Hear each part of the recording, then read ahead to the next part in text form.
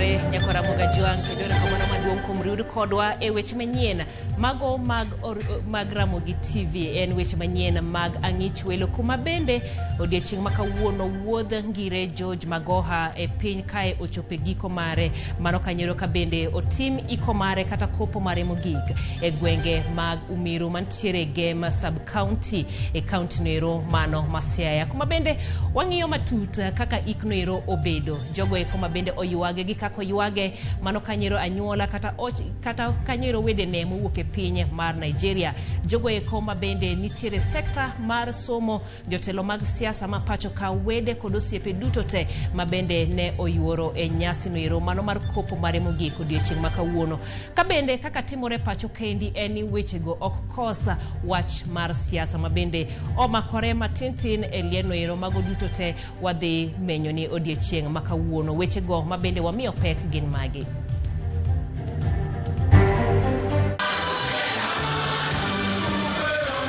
Tok maromo jumbe adek ringre George Magoha gikone okete kar yweyo mare mogik dalane Umiru mayudore Gem e kaunti Masiaya. Walikuwa wanatembea ile mang'ombe wao zinakuwa barabarani zikuwa naona sasa wakati walishutia kwanza juu tukaona hapa tuwezi simama sasa ndio si kujiokoa ji ang'weno witongi magika adek kuom gigin obila e monj manyo timore aluora makakong e kaunti ma Turkana. Piny owacho chako chenro mar chanjo oganda kaka yo mar kedo koda nyaldiema pacho kae.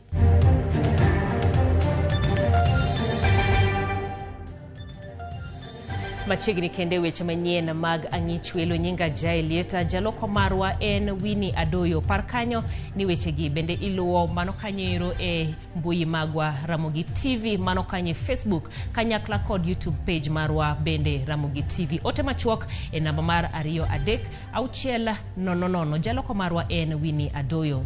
Wachako gi weche mag siasa kuma ogai mar Azimio Raila Odinga oramo ni kweth mar Azimio ochung' kar tiende kendo onge ng'ikruok moramora kotwake chiro ma Uhuru Business Complex e boma ma Kisumu tokwuok e liend George Magoha.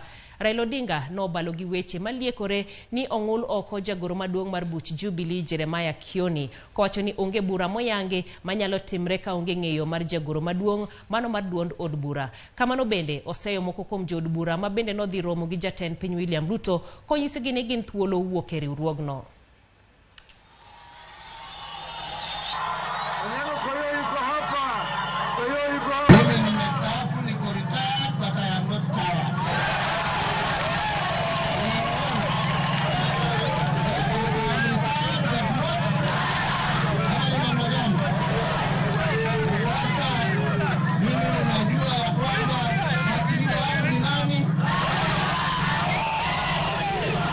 Azimio iko sawa.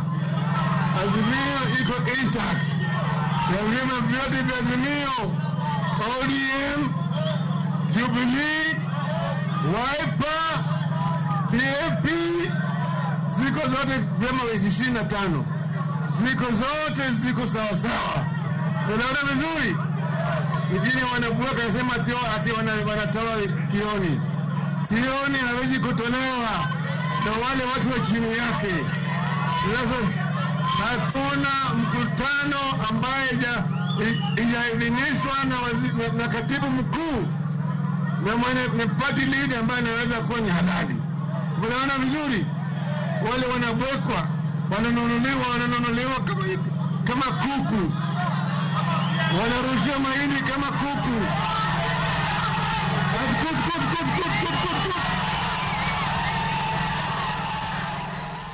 Gikone to jatend migao machon ngire George Albert Martin Omore Magoha okow kar yweyo mare mogik e dalane Umiru County Masiaya kuom dala par kod aboro nyaka notho oganda osebedo joneno e luor kod rang'iny mamalo manochan godo liend Magoha kaka ngire kendo jalno manochanore e ngimane liend Magoha ogolo tipo makare mar ngimane duto. Ringre Magoha nolimo kuonde tiegruok mathoth e pacho ka e thone ranyisi mar kaka nohero weche mag somo. Anyuola kod osiepe Magoha bendo nyiso e timbe kod e weche jal ma Magoha ne en. Simfros Okinda menyonwa kaka oyuag jatend migao machon mar somo ngire George Magoha.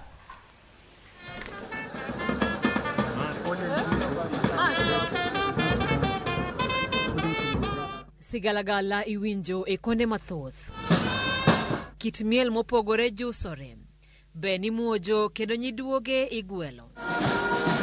Tuecho timonewa piny yuago jatelo mathiring'inyi ngire George Omore Magoha. Nyaka ni gole kar kano ringre ma li tarik 7 mar dweni. Lien Magoha biro dong' e chuny oganda kaka achiel kuom liete mochanore kendo mokelo buonjo e wenge thoth oganda mapachoka. E okinyi mar tarik 7 mar dweni, ma e odiochieng' ma ringre Magoha nowuok e kar kano ringre mali. Kendo ma odiochieng' manoyango wuodh mar ringre Magoha. Oganda nochamo chiemb wang' ka nyasi mag kido kod timbe dhoda nang' mawuok e piny Nigeria notimonewa. Minod Magoha Laktar Barbara Magoha nonyiso kit ywak mopogore gi ma waneno pile. Mana kaka kitgi, Laktar Barbara nojuso miel makende mar rwako wuon pare e odgi ma Lavington e boma ma Nairobi. E kindegi duto, Laktar Barbara osenyiso kit tuech manyiso kido kod timo oganda jo Nigeria. Otamba malach mokadi maber mar wich, otamba machielo mokwethi e goke kendo kinde duto iywaye mana mos mondo kik omul lowo. Ringre Magoha wuotho e kuonde mathoth kamoting'o skunde, mbalariany, ute thieth, apise, duto mane weyo kido mar tich makare. E wuodhegi duto, geche matekte, nyamburko moyiedhi mag obila kod chenro mopie emane otelo e nyasigi. Wiwa bende kik wil ni Lien Magoha nochoko jorieko mathoth e pachoka ka joode, osiepe kod wede Magoha ne luwo bang'e somo kendo thothgi obaro buk. Magoha oyuagi e yor mor mopogore koda kuyo kata lit. Ranyisi ni ma en nyasi mar pako jal mane ochiwo ngimane ne dongruok kod bero ngima jomoko. Odiochieng' manyoro kalapapla mar jolweny nopie lap maskun primar Mayala Township koting'o ringre George Magoha.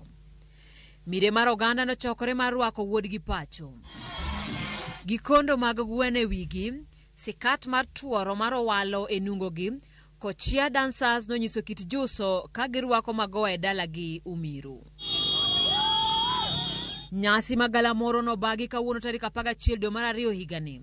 Kaka ngire ma wiyo timo jere, kata mana e thone, Magoha no bag nyasi ne mogik e mbalariany ma Odera Kang'o manitiere boma Mayala.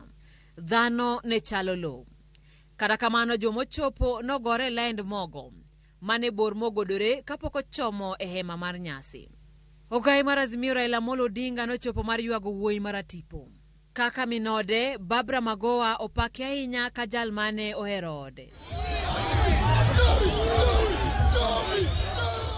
Odiochieng' ma kawuono nyiso giko man ngima man ngire George Magoha e piny ka. Jatelo malich mane okelo lokruok mathoth e sectors duto mane otiye. Kata kamano wich okane wil kode ngang'. Lokruoge gi chenro mag dongruok mane otimo biro dong' kaka rapar mare. Simfros Okinda, Ramogi TV. Sigand ik Magoha pod wamedo mana ikoni pod wabokeloni kaka weche manyien mago mag ang'ich welo sudo.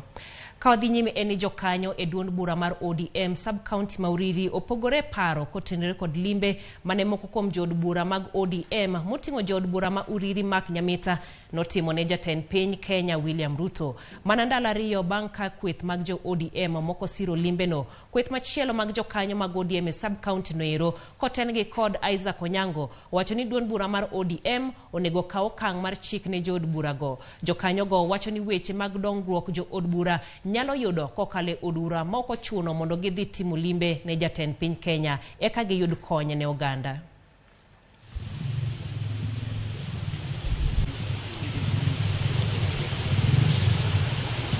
Jogo manodhi mane jakom kata party leader luongo ni andhoke, wabe wacho ni ginang'o andhoke. Koyier ng'ato oyiere mondo represent jok manoyiere parliament, kuro emiwache weche mag development. To development mwidhi wacho dala ng'ato kama chielo office ma ok watambua, wawacho ni wadagi wachno. Jatendwa en Raila Amolo Odinga. Gima owacho ema watimo, gima otimo ema waluwo. Kokwer ni ok otambua bedo Ruto president, wan kaka jo ODM wan be ok watambua. Step mamujombe mauriri okao kok dhigo gi nyingi jo uriri no dhige State House no dhi kwayo kony wadagi kabisa kendo wadagi wawacho ne mano no dhi dwaro gire kende kaluwore gi procedure mar disciplinary akwayo jo chama mar ODM ne kagiyie gikaw nyamita giket thenge wabunge mano dhigo giket thenge. Pod mane siasa gweni seche machuok kende bang' kuku maduong' ma duond bura ma Jubilee timo lokruok e tend burano kendo diro oko jagoro margi Jeremiah Kioni, jalup jakom David Murathe kod jakeno Kagwe Gishohi. Jeremiah Kioni wuok oko kendo nyiero lokruok makamano. Kaluwore gi Kioni, romo mar kuku maduong' mar duond bura ma Jubilee inyal mana luongo kod ogai ma duond burano Uhuru Kenyatta kata jagoro maduong'. Moko kuom jokanyo mag kuku maduong' ma Jubilee mane oromo e boma ma Naivasha ne ogwelo jaod bura mag pinje ma Afrika ma Ugwe Kanini Kega kaka jagoro maduong', Adan Keynan kaka jakom kod Recho Nyamai kaka jakeno e yor kojolo. Kokuno bende ne opuodho chenro mar dar kowuok e riwruok mar Azimio kachiel gi chako loso chenro mag tiyo kanyakla kod piny owacho mar Kenya Kwanza. E komachielo ne giyiero mar medo Sabina Chege, Jerusha Momanyi, Ngire Margaret Kamar kod Irene Njoki kaka jokanyo e kuku maduong' ma duond bura noero.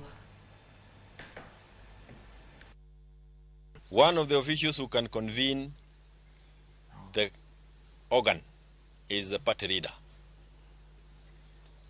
The other person who is mandated by the Constitution to convene such an organ is the Secretary General. Any other meeting convened by others outside the two party officials that I've mentioned is of no legal consequence. Kama umechoka na Jubilee, wewe uhame uende. We will still do the disciplinary action when it is done, but we are not going to conduct it in the public. Jatend piny William Ruto opodolemo ne moko kuom jower, jomiji nyiero kod jotugo moko machon e bad migepe e piny owacho mare. Moko kuom jogo mabende jatend piny ochuto ne gilemo gin jawer Esther Akoth mabende ong'ere kaka Akodhe, Rosemary Wahu, jalendo mag weche tuke Karo Radul, jotugo machon mag adhula Boniface Ambani, Julia Siego kod jamiji nyiero mano Gideon Dabuki mabende ong'ere kaka Churchill e kind mamoko. Lemo e sirkal komiti e weche tuke en Karo Radul.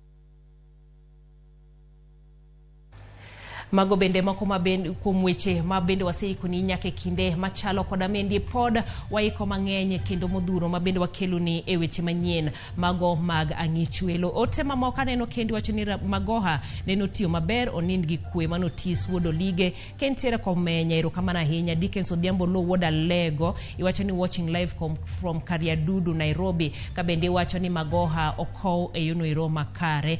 An mar game iwacho ni Ndegwa pod wan gi lit kod kuyo kuom tho mar George Magoha. Nyasaye mondo ket chunye kama okwe. Kabende Daudi Odiero kantiere Miyenya School wacho ni Ruto owe wuondo jopiny gik makoka osingo ne jopiny sani nowinjo bedni osetimo kinde mokalo. Erokamano ahinya kuom ote mari.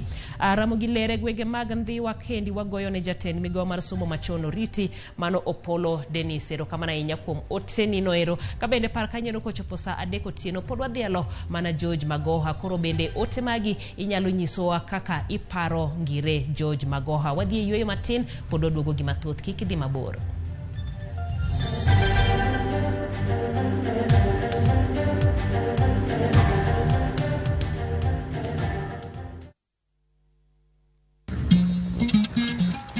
Oganda en kitgi. Joluo bende wan gi kitwa. Wakelo ni luo kitwa gi timbewa. E chenro mar 111. Ngeso ka ngeso, saa 1:45 mar otieno, girabala kwasi wad girajabu.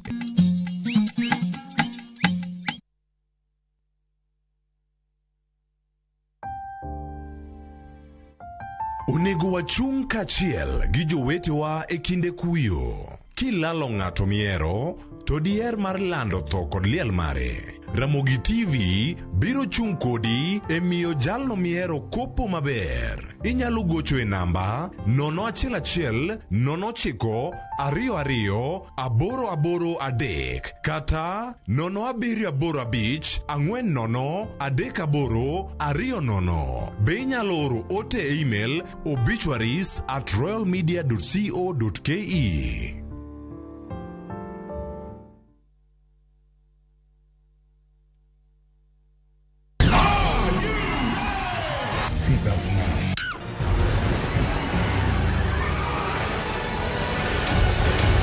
We all want a piece of the action. The deal is $20 million. The deal is non-negotiable.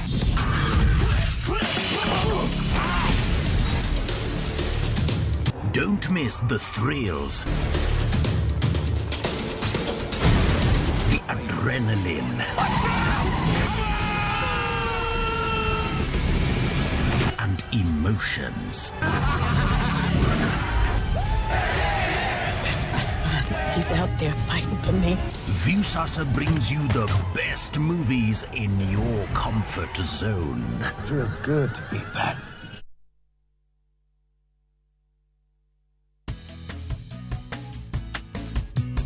Mimi naitwa Mama Harriet. Mimi natumia Bolt. Hakuna kingine. Bolt ni chap chap. Unapuliza kidogo hivi. Mende, mbu, wote wameshakufa haraka haraka. Bolt ndio kiboko yao. Bolt kills them fast. The only insecticide made of 100% natural Kenyan pyrethrum grown by local farmers from tropical brands. Mimi ndio ile misea mitaa. Hata ukitaka kuona watu yote tugul, nitaonesha wewe. Endelea tu kupigia mimi, na mimi nitabatia we connection. Hata ukiuliza nani kwa hii mitaa, mimi ndiye huichi mkali kuliko yote. Abana iko chesea mimi. Keep my contact. Keep it well. Dial *811*274# to get connection. Shinda mameli na Shabiki Jackpot Mbao. Pata bonuses nzito na Shabiki Jackpot Mbao. Cheza sasa na shilingi 20 tu. BCLB number 416. Shabiki.com.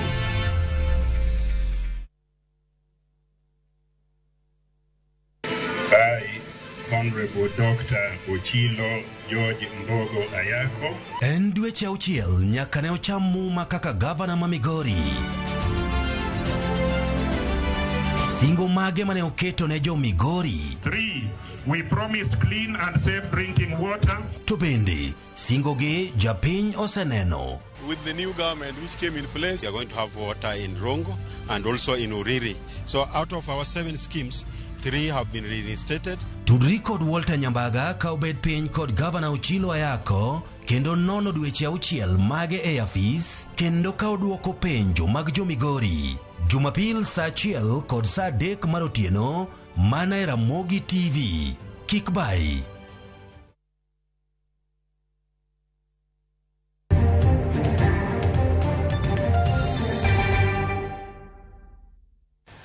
Machiegni kendo. Siasa mag Azimio kod Kenya Kwanza okwako iko mar jatend migawo machon mar somo ngire George Magoha e gweng' ma Umiru County ma Siaya kama ogai mar Azimio Raila Odinga kod gavana ma Siaya James Orengo owuok tung' mosuo kod jod buro chiko mag ODM manoromo kod jatend piny William Ruto e chak jumani. Raila podoramo ni en emane obedo jaloch e yiero maduong' mokalo kendo singo mar biro chiwo yo ne johera mag Azimio e kinde mabiro. Chris Owino miyo waler. kata odoko ni anyuola jatend migawo machon mar somo ngire George Magoha kod jodak ma Umiru e kaunti ma Siaya ne ko wuodgi kar yweyo mare mogik. Siasa mag Azimio kod Kenya Kwanza ne okodong' chien. E gino manenore kaka ote ma keny ne jood bura chiko mag duond bura mar ODM mane oromo kod jatend piny William Ruto chieng' tich ariyo e jumani, ogai mar ODM Raila Odinga onyiso gi ni ODM onge nafas mar andhoke kendo gin thuolo mar dar. Uingi yudhurwa. Uinja. Wadhi adhiya kaka wadhi chang'en wadhi chopo. Tandhoke odhi tengi. Imathundi madwana gwuothgo kende. Uyie kamano. Uzura uyie. Wach ma kamano bende osir lwedo kod gavana ma Siaya James Agri Bob Orengo kaachiel gi jatend kweth manok e od bura mamalo Opiyo Wandayi maduto opimo duond bura mar ODM kod od janyuol kendo seyo jood bura mag ODM mosebedo ka chiwo ranyisi mar tiyo kod piny owacho mar Kenya Kwanza. Kaka jimo wacho wan gi nyadhi nikech wan ok wachiem ka ng'ato. Ok kamano. Wan ok wachiem ka ng'ato. Kendo ng'ata mapayo ni sani koro siasa mar baba oduogo piny. En ng'ama leko. Od meru kata chwer. Ten odu. Mane odu. Be unyo gima kelo no. Joge unyo gima kelo no. Ana wacho jothuro kama wantie ni wane akere keke. Jawamono chumo tegno.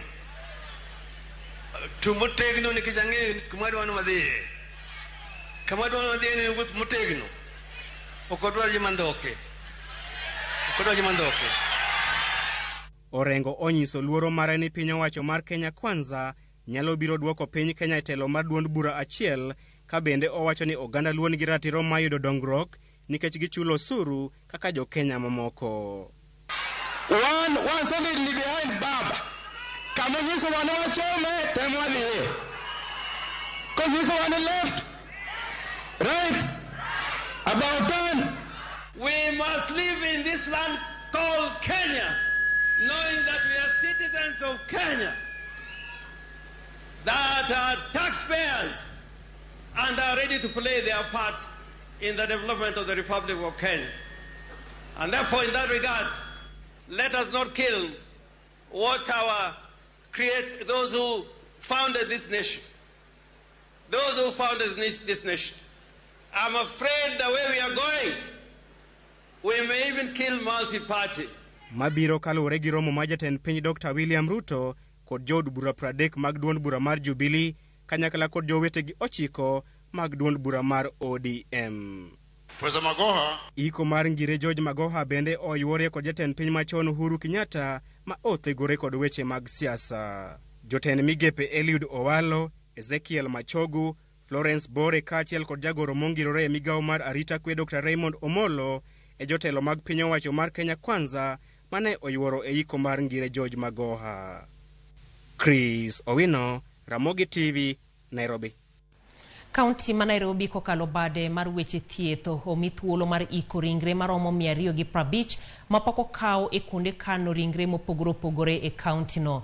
Mae kaluwore koda notice mar ndalo 7 ma bende gichiwo e oboke ma pacho ka tarik 27 dwe mokalo. E kinde no ne nitiere ringre 292 ka 42 kuomgi osekaw nyaka sani. Jatelo mochung' ne thieth e boma ma Nairobi Anastasia Nyalita owacho ni doho ma boma ma Nairobi nomiyo gi thuolo mar iko ringre modong' 250 mapok okaw, okang' mane gitimo odiochieng' manyoro. Ji 5 koting'o obila 3 owito ngimagi kata nonegi kama moko 9 yudo hinyruok e rakruok manobedo e kind obila kod jonjore e gweng' ma Kakong, kaunti ma Turkana. Jonjore go ma bende nopondo e bungu e bath apaya madong' ma Kitale kochomo Lodwar nomonjo obila go mawuok e kembe mopogore opogore mane nie yo dhi keto kwe tok monj moro manotimore odiechieng' manyoro ma bende noweyo ji 3 kowito ngimagi. Jonjore go wachore ne gin madirom 300 duto.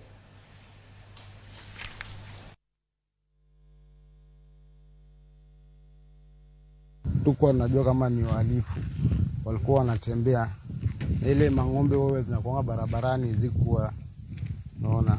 Sasa wakati walishutia kwanza juu, tukaona hapa tuwezi simama. Sasa ndio si kujiokoa, wakati tumeenda gari nipeleka zigzag.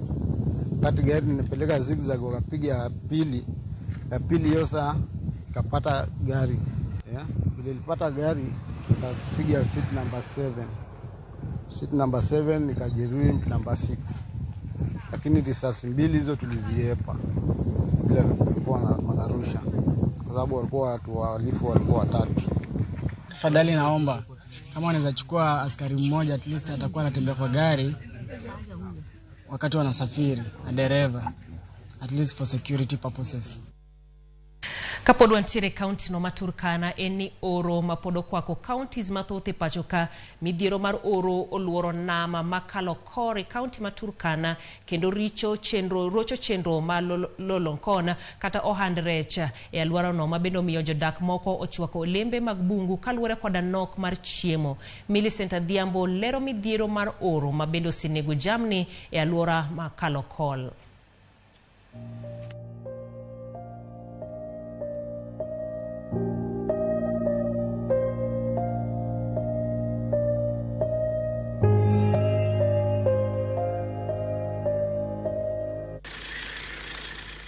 Oro makech mosenano e pachoka okelo tipo manyien e alwora makalo kol e kaunti ma Turkana. Choke jamni e taka moke e kor gweng'. Oro otieko jamni ka chieng' makech notweyo cham omiyo jodak mudre mana gi olembe makech mag bungu. Jaduong' Lochan ma ja igni 67 ni kod nyithindo 5 kod nyikwayo 10 lero kaka giwilore e toyo olemo makech motuo. Kata obedo ni olembe go kech, jodak onge gi yo moro machielo mak mana chwako kendo chamo gi kamano. Chakula imekuwa shida. Tunakula fruits ya miti. Ndio chakula sasa hivi tunategemea, kwa sababu mifugo ndio hisi imekufa. Kuna hata msee amekufa hapo karibu hapa, tulisika juzi kwa sababu ya njaa. Na hakuna tegemeo lingine. Lochan ong'eyo kech mar oro kaluwore ni oro osewiyo jamni mage. Kane en gi diek 700 kod ngamia 100, to sani odong' gi diek 7 kende. Sijawahi kuona kiangazi kama hii tangu nisaliwe. Kwa hii mwaka wangu sijawahi ona kiangazi kama hii ambayo imekuwa ni mbaya zaidi. Amaliza mifugo, hakuna maji. Unaona hata mimi vile unaona mwili yangu nimekonda sana. Nilikuwa na nyama kwa mwili, kwa sasa hizi hakuna mwili imeisha kwa sababu ya njaa. Omedo ni nam kod rech ok nyal resogi e lwet nong'no, ahinya to ni mar thothgi onge lony mar lupo. Wakati tulisaliwa hapa, tulisaliwa kwa mifugo. Hatujua vile wanatoa samaki, hatujua vile hata inatengenezwa. Ni ile tuko na wakati nilipatiwa na mtu alienda bahari anatoa samaki. Kwa ile hali sijajua kukula hiyo samaki. Wakati nilikula mafupa ikaingia kwa kwa hapa. So tangu siku hiyo nikaona siwezi kula tena samaki. The Turkanas came to fishing as an alternative when their livestock became started dying due to severe droughts, and that is several years ago. And then they perfected the art of fishing. So mainly they like eating meat. Kata pi modho ikunyo kamula e alwora no kaluwore ni oro noseduono kuonde ma pi jachokre. En midhiero momiyo jodak moko osiko gudre kod nyithindgi ka gitemo hoyo kech. Midhiero mar oro luwo jodak nyaka e nam. Anam kalokol noyudo nyinge kaluwore kod kwan mathoth mag rech mane yudore ei namni. Ohala mar rech e nam ma Turkana oseyo lupo koya nyaka e gwenge makaluo. Ka gichon ohala ne ber, ne inyalo kaka sani kendo no ka sani kendo chums michitholo rech go oling. Chon dak ne yudo ka sani en na iro ka en na iro. To amo dwok mano piny nokuma rech no piny. Abiro Turkana koni mar atiyo tiji bot. Akar ka asebedo ka higa boro joge to chudo maber momiyo koro an ka. Mopogore gi jolupo, namni osebedo ka ywayo winy makitgi beyo, ma bende jaywayo joma timo limbe e alworano. Namno maborne hao kilomita 300 to lachne romo kilomita 50 osebedo ka nyuolo rech tons 6,000 higa ka higa, ma iuso e chirni ma pacho ka kod e pinje maoko kaka Kongo kod Zimbabwe. Kata kamano, uma mar namno duono kaluwore gi kwan rech ma bende odok chien. Sani rech odok piny, kendo kata kiwuotho ka neno ka ji mane tiyo wach mag rech odok piny. Joma ne timo ohala mar rech moko osewuok kanyo kendo ok gintie machiegni.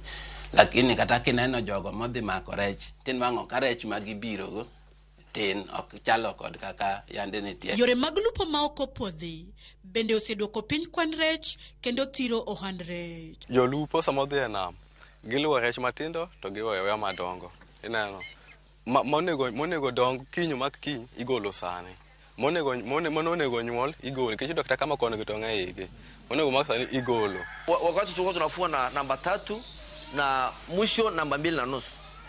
So kwa sasa watu wameenda kiwango ambaye sio sawa na hii bari ikitumika namna hiyo. Gibaro rech matindo ni fagi dik jokongo kao to rech matindo ne malokore maduong'. Tiro na mano onge mano gibaro giuso. Hata ukiambia mtu hii net ni mbaya, utastukia simu nyingine tofauti, mtu anakupigia simu. Oh, ni nani? Na ukifika hapo ni shida tayari. Umeingia kwa kamba. Heri tu unyamaze. Wachana na hiyo mambo tu. Unyamaze tu kabisa. Kata obedo ni kalokol oluor kod nam, nok mar rech thiro yuto kendo jimbo kech mosebetie kaluwore gi midhiero mar oro mosekwako kendo gotache Kenya chakre dwe mar 10 higa mokalo. Oro bende rocho chenro mag somo kaluwore ni oganda manie gwengegi gin jopith mosiko dar kamanyo lum kod pi ne jamni maggi. The education can just be given to people gradually.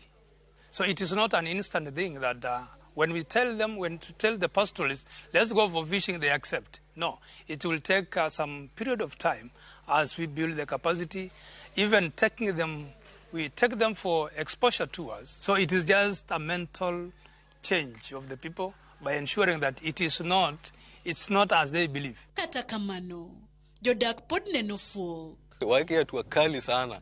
Ukipatikana na net namba 2, namba 1, utafungwa ukaekwa juu. Hapo pia wamegopa mapolisi. Tuko shida mambo ya chakula, tuko shida mambo ya maji, tuko shida mambo ya masomo, ni shida. Kwa hivyo tunahisi serikali kama itaweza kutusaidia tu, iangalie vile itatupatia maji, kwa sababu kwa saizi kwa hii hali ya kiangazi tunaomba hata serikali tukipata maji tutaweza hata machamba ambao tutaweza kukuza chakula. Kaunti ma Turkana oseketo tenge siling milion 100 mar konyo duoko e wang'e weche lupo e nam ma Turkana. Bende gilero chenro mag tiego jodak e yore mag yuto mopogore kod lupo kod pith mar jamni kende. Jodak nyalo mana geno ni chenro ma kamago biro resogi kuom kech ma wang'ni obiro mayore. Millicent Adhiambo, Ramogi TV. Erokamano ahinya Millicent kuom ripot machalo kod mano. Kapod wantiere weche mag horo e kinde ni mangaji pod dhi nyime kod monjo jodak ma nyandwat ma ugwe. Maromo jodak 4,000 e kaunti ma Isiolo noyudo kony mar chiemo kokalo kuom seneta margi Fatuma Dulo. Ka olose apis mare e kinde ma bende nochiwo tan 20 mag mogo ne jopiny ma ochando.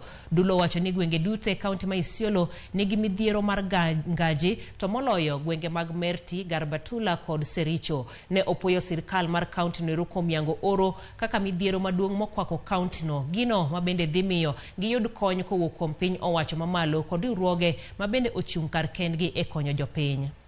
katika ofisi yangu ya kusaidia na wananchi, lakini ninatembea kwa well wishers wote kutafuta namna ambaye ninaweza kusaidia. Leo nimeweza kupata tani 20 ya unga ya ugali ambaye inaweza kufeed family 1400 katika Isiolo County, na vile ambavyo nimegawa, nimesema lazima kila community ambaye inaishi katika Isiolo, hata kama ni kidogo, hiyo community wapate, na sio kila mtu apate, lakini wale ambaye wameathirika zaidi, kwa sababu kila community wako na system yao ya kujua ya kwamba ni nani yako na shida zaidi. Ni step mzuri to declare a state of emergency, kwa sababu ninaona county pia imeita NGOs Jumatatu kuhakikisha ya kwamba wameconsolidate effort kutoka NGOs, waone wataintervene namna gani ili tusitegemee county government peke yake katika hii disaster management. Has got no boundaries, and when people are hungry they cannot commit themselves to any economic activity. Nimejaribu kuzingatia jamii zote zile ambazo zinaishi hapa Isiolo. Kuna wale watu wanaishi hapa mtaani Isiolo town, na kuna wale ambao wanaishi huko msituni, wale ambao ni wafugaji. Kwa hivyo mimi nimeona ni hatua mzuri amefanya, na ningeomba aendelee na huo moyo ya kutafuta msaada ndio watu waweze kusaidika, kwa sababu hali ya uchumi saa hizi ni ngumu sana.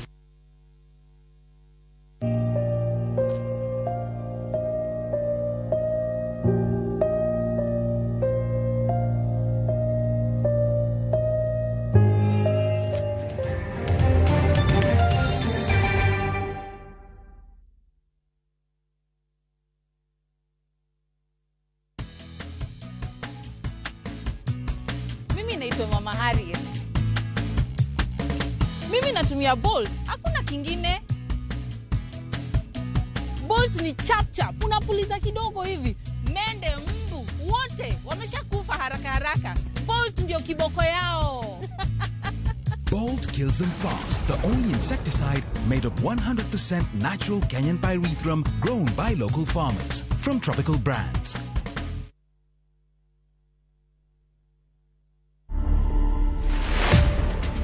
Mbeleni nilikuwa nimemake covenant na Mungu kwamba mtoto wangu akiweza kwenda university na niweze kumlipia pia university juu asomee hapa, anasomea Liverpool na ni expensive. So nikakuwa nimesema akipita naweza kwenda university, hata mimi nitajaribu nipunguzie mzazi mwingine hiyo mzigo ya shule ama kulipa rent. Watu wenye wameishi hapa tumeishi nao kwa muda mrefu, so wengi wamekuwa ni kama na wabeba kama my brothers and sisters. So nikaona pia na wamekuwa kilipa rent vizuri. So for those 7 years mtu kama anakulipa rent bila mambo mengi, nikaona ni poa nirudishe pia hiyo mkono na niseme pia asante. Hatujaiwekea mtu hapa kufuli ati ama tukafukuza. Sema ikue sasa imeshindikana kabisa, ambayo you've tried everything else but ni ngumu sana. To watch this story and more, download the Citizen Digital app. Scroll left on the menu bar to the exclusive videos portal. Once here, scroll the videos and find this and many more exciting stories lined up for you. Click on the video to play and enjoy. Kenya's #1 app, Citizen Digital. Winning on Shabiki.com is getting easier. Enjoy highly boosted odds on Shabiki.com. Kuwa Shabiki. Play now. Not for persons under the age of 18. BCLB number 416. Shabiki.com.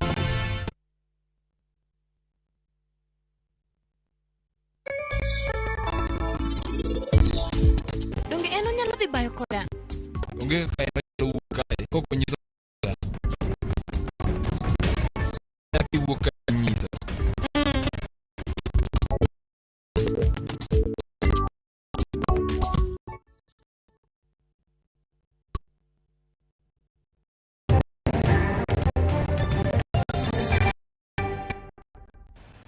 Piny owacho chako chenro mar chiwo chanjo e kedo gi tuo nyaldiema mabendo sebedo kalandore e kaunti za 14 pacho ka. Jatend migawo mar thieth Susan Nakumicha kawuono oyango chanjo mokwongo michiwo e dhok e kindo kenge mamoko mag gengo landruok nyaldiema.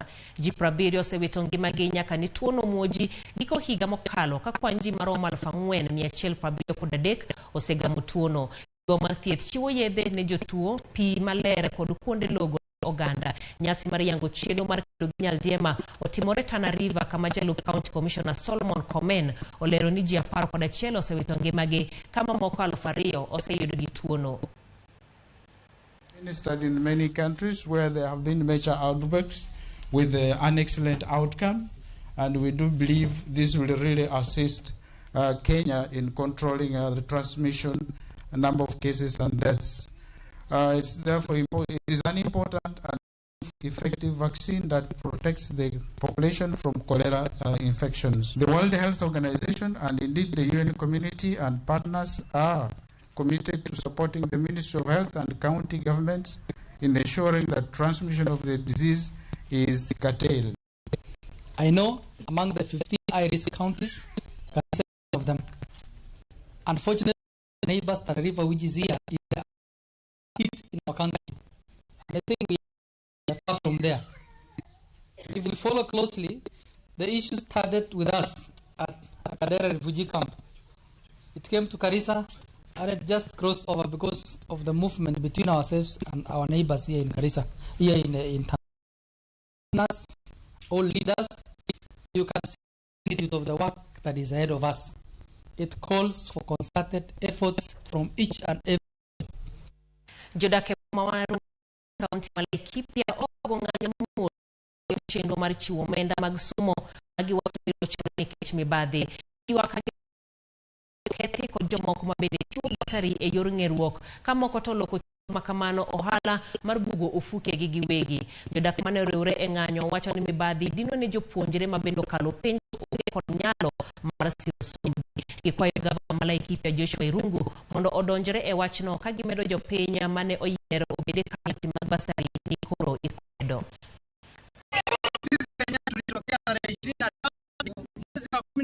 Kuchagua watu ambao tuko na imani na wao kuweza kutuongoza mambo na basari. Watu ambao tulichagua waliweza kubadilika watu ambao hawajali mwananchi. Na ndio sisi leo tumekuja kuambia rais aingie na kama waingilie mambo ya basari. Tukishaguana wanaenda wanabadilisha wanaweka watu wengine. Sasa tunashindwa. Maana ya public participation ni nini? Tunataka kilio yetu isikike.